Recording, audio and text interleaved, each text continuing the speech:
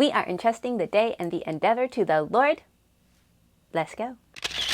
Welcome to my channel where I visit many good books but live in the Bible. My name is Augustine, and today I would like to talk about Toni Morrison's Pulitzer Prize-winning novel, Beloved. I picked this up for a class on meditations on death in art and literature, having never read any Toni Morrison before. But after reading Beloved, I'm definitely going to check out the rest of her works, because not only was I gripped by this intergenerational ghost story that details how a family was savaged by slavery prior to and after the Civil War, but the novel also presented ideas that I just hadn't really seen in literature before. Brief summary and some background to this novel. Beloved is a ghost story that explores the scourge of slavery and its aftermath through the haunting of a house in rural Ohio called 124. In the present, the house's inhabitants are escaped slave, now free woman Setha, her daughter Denver, and a ghost that is both playmate and pest. But when a man, Paul D., who was enslaved on the same plantation as Setha, turns up, he quickly runs the ghost off, only for it to reappear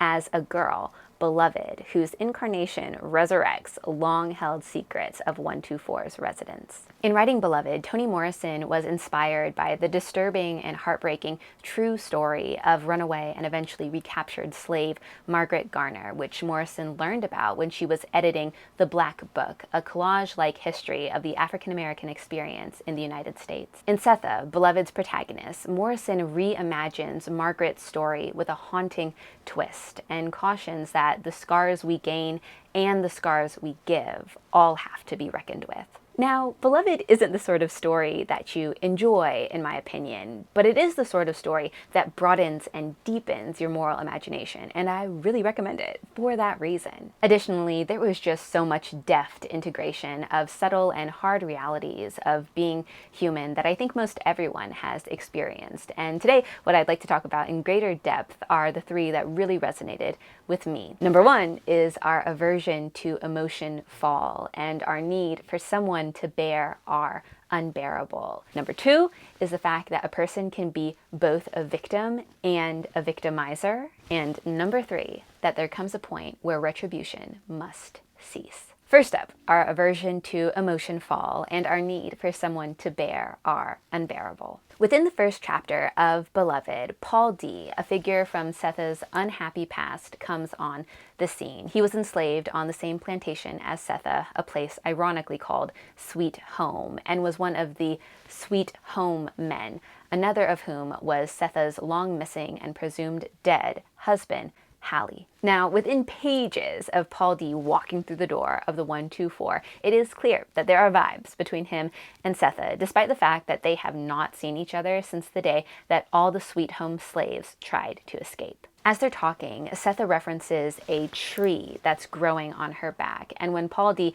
asks her what she means by that, Setha reveals to him that right before she escaped, she was brutally assaulted and whipped, creating scars on her back like a tree. This is their exchange on page 16. Paul D. says, "We were talking about a tree, Setha.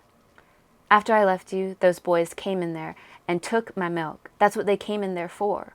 Held me down and took it. I told Mrs. Garner on them." That was the mistress that was somewhat kind before evil men came in and took over the plantation.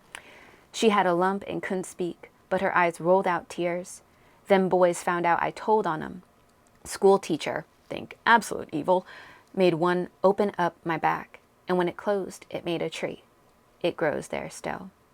They used a cowhide on you, and they took my milk. They beat you, and you was pregnant, and they took my milk." Now, as they've been having this exchange, Setha has been making a meal, so her back is to Paul D. Setha opened the oven door and slid the pan of biscuits in. As she raised up from the heat, she felt Paul D. behind her and his hands under her breasts. She straightened up and knew, but could not feel, that his cheek was pressing into the branches of her chokecherry tree.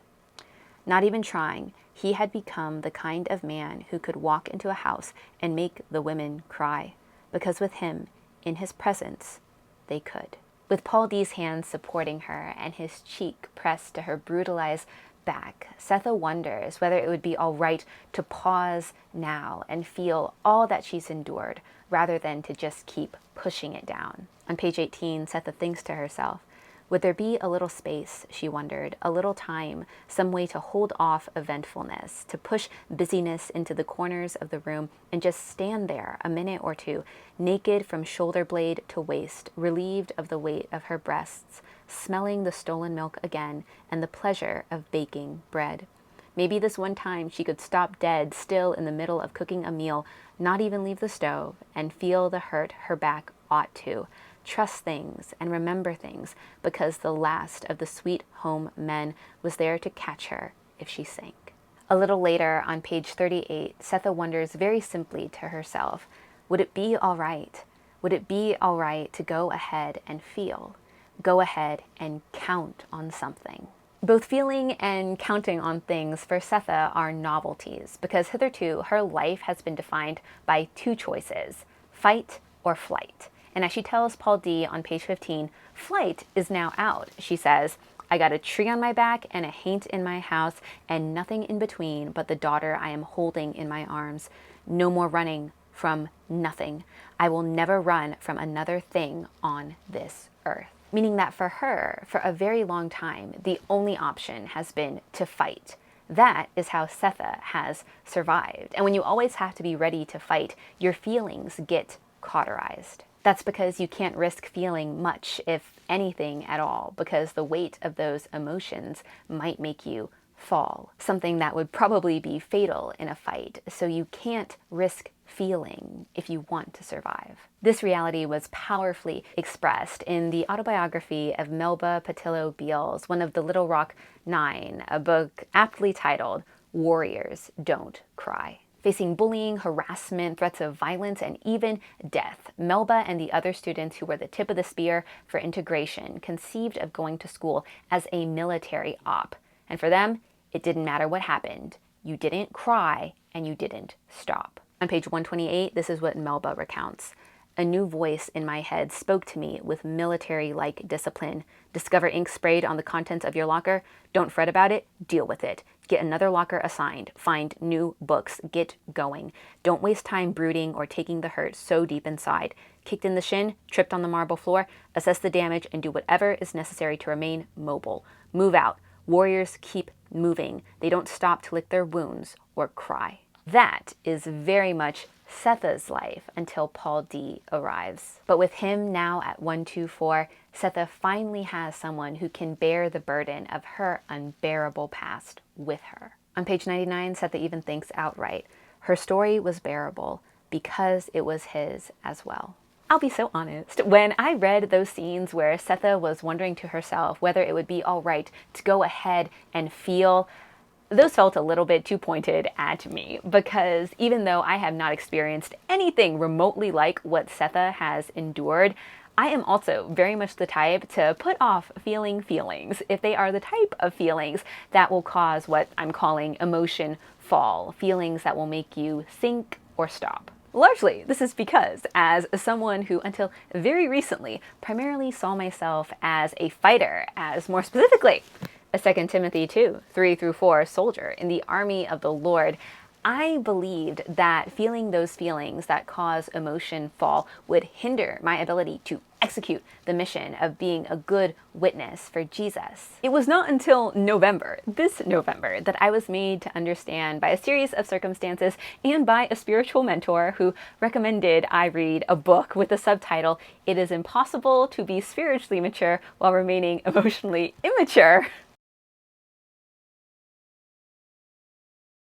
that I realized I'm not just a fighter, I'm not just a warrior, I'm not just a soldier in the army of the Lord. I am a daughter with a heavenly Father who cares for me and is willing and able to give inexhaustible support, such that I can feel those things that may make me stop or sink. And God, my heavenly Father, will not only catch me, but he will help me stand. We are told in Isaiah 41:13 to fear not, for I am the Lord who holds your right hand, who says to you, do not be afraid, I will help you. And in Romans 14:4, that we will stand because he is able to make us stand. That's how strong and steady are his hands, the same hands that were pierced for my transgressions, that bore my unbearable sins.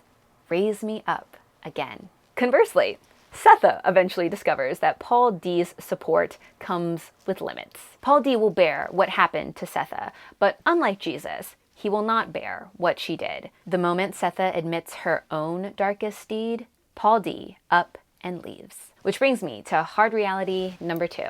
A person can be both a victim and a victimizer. Given what Setha shares upon Paul D's arrival at 124, it is clear she has been through the ringer. She was enslaved, brutally violated, and scourged, a victim in almost every possible sense of the word.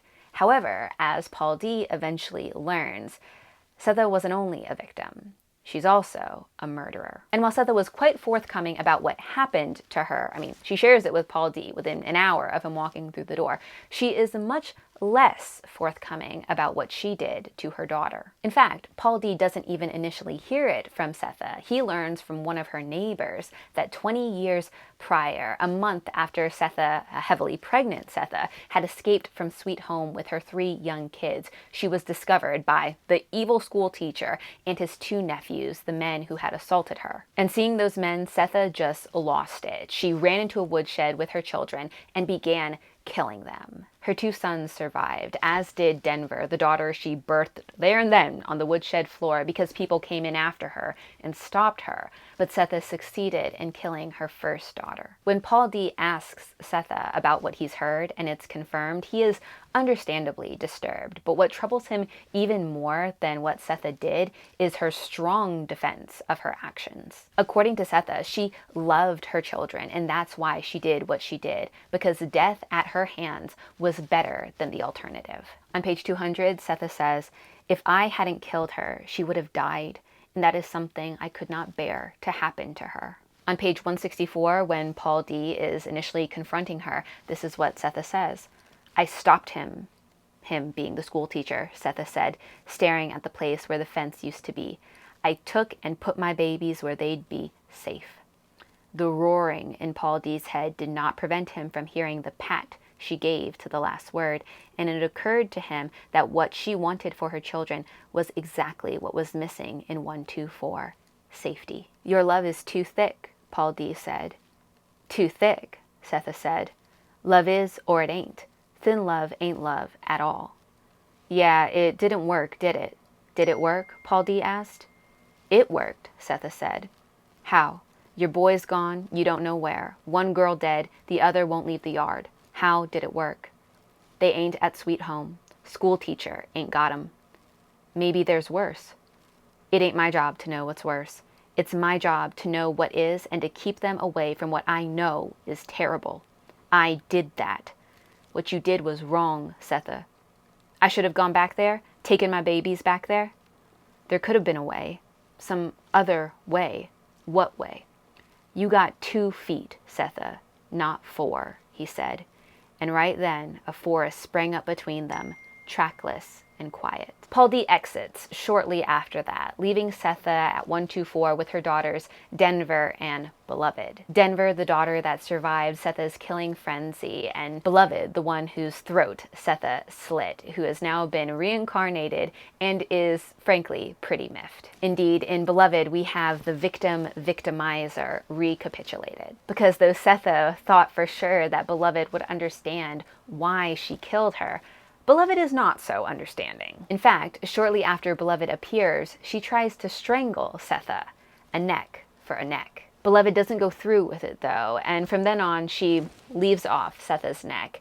But whatever she wants at 124, she gets. We're told on page 240, anything Beloved wanted, she got. And when Setha ran out of things to give her, Beloved invented desire. Beloved held her head in the palm of her hands and whined for sweets, although she was getting bigger, plumper by the day. In his Confessions, St. Augustine reflected that, as a child, I used to be indignant with my seniors for their disobedience and with free people who were not slaves to my interests, and I would revenge myself upon them by weeping. Beloved revenges herself upon her mother by eating. And even as she begins to starve to death, Setha doesn't object. Presumably, Setha sees it as her just dessert for cutting open her baby's neck. And we are told on page 251, Setha was trying to make up for the handsaw.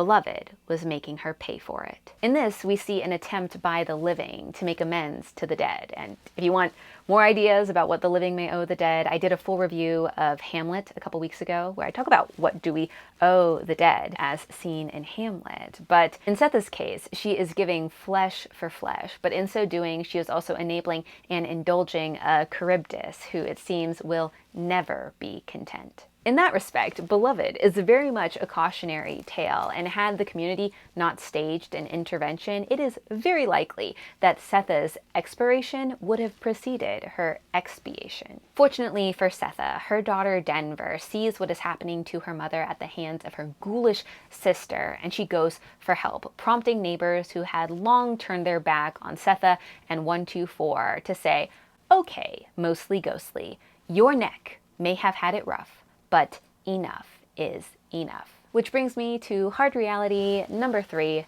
There comes a point where retribution must cease. When Denver alerts the other neighbors to what is happening at 124, how Beloved is starving their mother and Setha is letting her, a woman named Ella, who had long since washed her hands of Setha, actually comes to her defense. On page 256, Ella is talking to some of the other neighbors about what they've heard is happening at 124, and one of the others says, "Guess she," that's Setha, "had it coming." Ella says, "Nobody got that coming." But Ella, "But nothing. What's fair ain't necessarily right. You can't just up and kill your children." No, and the children can't just up and kill the mama. It was Ella, more than anyone, who convinced the others that rescue was in order. She was a practical woman who believed there was a route either to chew or avoid for every ailment. Cogitation, as she called it, clouded things and prevented action. Nobody loved her, and she wouldn't have liked it if they had, for she considered love a serious disability. Her puberty was spent in a house where she was shared by father and son, whom she called the lowest yet. It was the lowest yet who gave her a disgust for sex and against whom she measured all atrocities. A killing, a kidnap, a rape, whatever. She listened and nodded. Nothing compared to the lowest yet. She understood Setha's rage in the shed 20 years ago, but not her reaction to it, which Ella thought was prideful and misdirected, and Setha herself too complicated. When she got out of jail and made no gesture towards anybody and lived as though she were alone, Ella junked her and wouldn't give her the time of day. The daughter, however, that's Denver, appeared to have some sense after all. At least she had stepped out the door, asked for the help she needed, and wanted work. When Ella heard 124 was occupied by something or other beating up on Setha, it infuriated her and gave her another opportunity to measure what could very well be the devil himself against the lowest yet. There was also something very personal in her fury. Whatever Setha had done, Ella didn't like the idea of past errors taking possession of the present.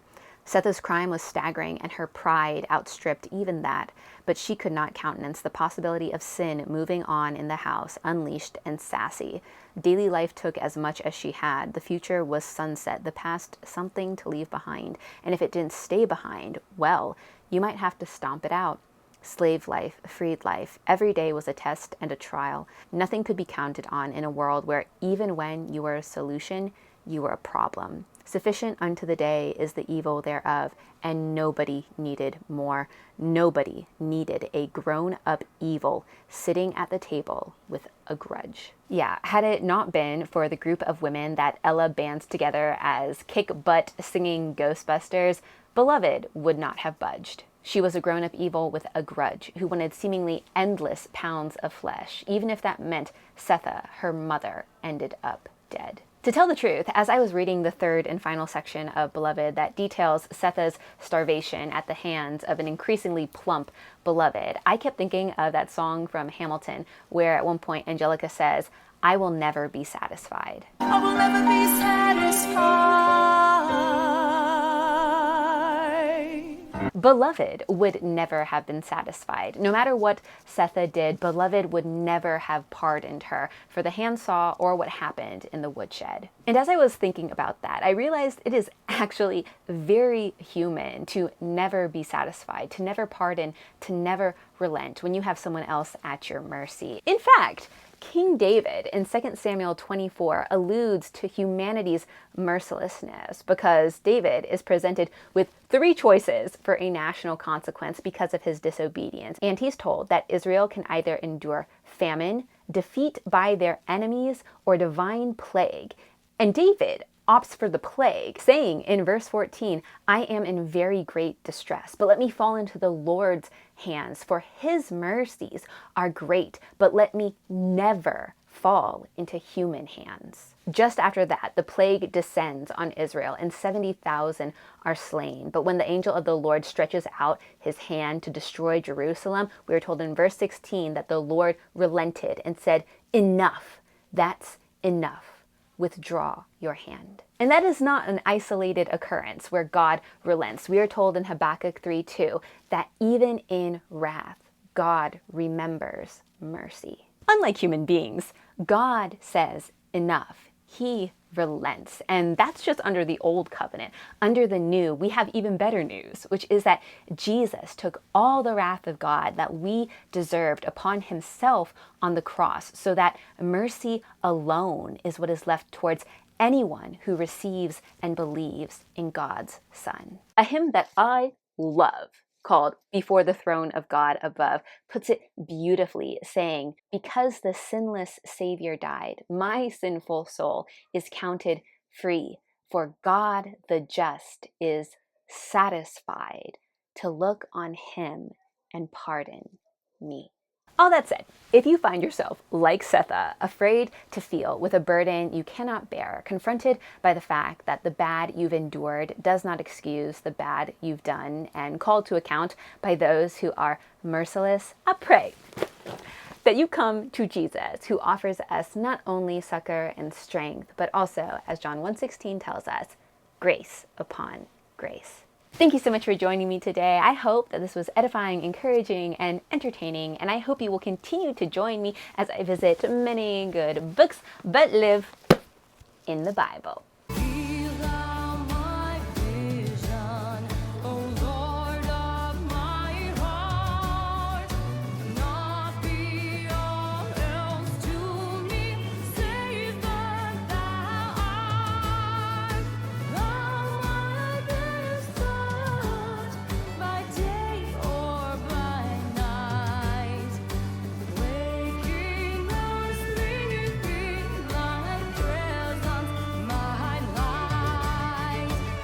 What is my pinky finger doing? I look like Pleakley.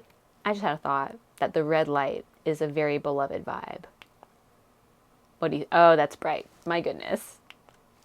Nope, abort.